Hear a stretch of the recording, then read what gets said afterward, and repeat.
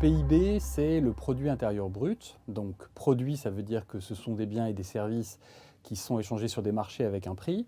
Intérieur, ça veut dire qu'on ne prend pas en compte ou mal la question de la mondialisation. Et brut, on ne prend pas en compte la dépréciation du capital, c'est-à-dire qu'on calcule en fait plus le revenu que la richesse.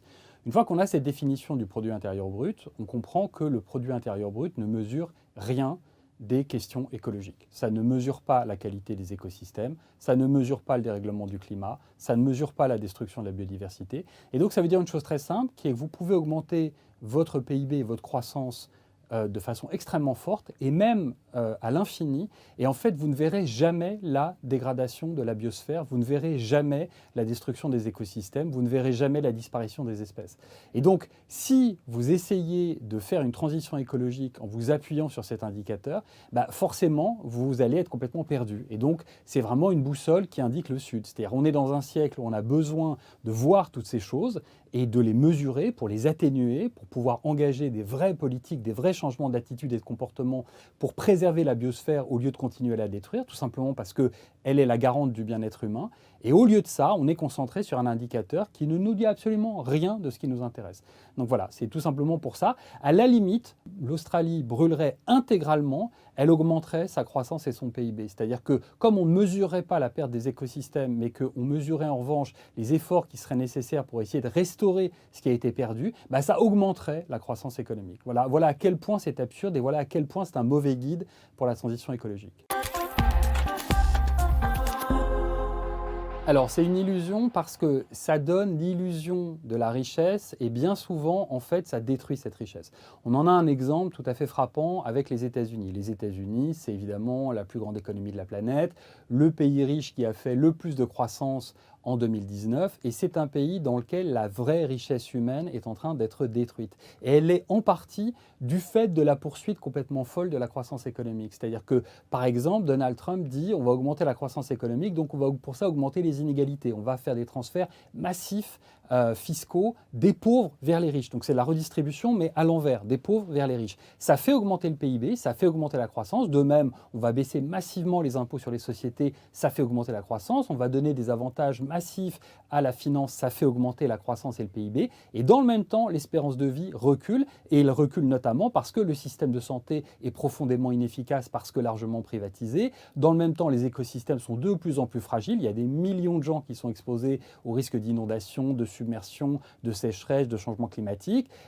Évidemment, les inégalités explosent avec une pauvreté qui devient synonyme de suicide. Il y a des centaines de milliers de gens qui se suicident aux États-Unis parce que leur vie est tout simplement trop difficile. Donc voilà, donc on voit en fait que tout simplement, l'illusion, c'est de penser que c'est la croissance qui fait la richesse, alors que c'est l'inverse. C'est la richesse qui fait la croissance, c'est la richesse humaine qui permet cette mesure superficielle et totalement dépassée au XXIe siècle, qu'est la croissance économique. Et en fait, quand on veut augmenter la mesure superficielle et que cette augmentation va détruire le vrai soubassement qu'est la richesse humaine, en fait, la croissance est appauvrissante. Et en croyant s'enrichir, en fait, on s'appauvrit. Et c'est là qu'est l'illusion.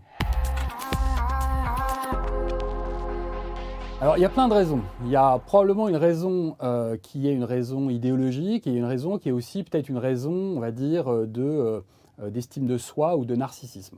La raison idéologique, c'est que l'économie prétend être un système qui est au-dessus de la biosphère ou en dehors de la biosphère, qui est extraterritoriale. Typiquement, dans une ville, on a l'idée que on n'est finalement pas concerné par les questions de l'air, de l'eau, etc. Parce que tout ça, en fait, est géré par des systèmes humains et qu'on est très loin des systèmes naturels et qu'on n'en dépend plus. Et l'économie, en un sens, c'est un projet d'émancipation par rapport au rythme de la nature, où on décide que finalement, le rythme n'est plus le rythme de la saison, mais le rythme du cycle économique. Donc, on invente une société humaine qui serait déconnectée des systèmes naturels. La réalité, évidemment, c'est qu'on est rattrapé par ces systèmes naturels au XXIe siècle. Et que donc, il y a un problème, on peut dire idéologique, qui est qu'on a construit un système artificiel qui, en fait, maintenant est prisonnier, ou l'a toujours été, mais spécialement maintenant que les crises écologiques s'accélèrent, redevient prisonnier des logiques naturelles, et il y a une résistance à ça. Et puis, il y a un problème de narcissisme qui est que les crises écologiques, finalement, ça donne le beau rôle, le premier rôle, aux sciences dures, d'un côté, c'est-à-dire à la physique, à la chimie, à la biologie. Ce sont de ces sciences-là dont on a besoin pour comprendre l'ampleur des crises écologiques. Et de l'autre côté, aux humanités, à la philosophie, qui pose la question de la justice, à l'histoire, qui pose la question de la sagesse des systèmes anciens par rapport aux problèmes qui se posent à nous.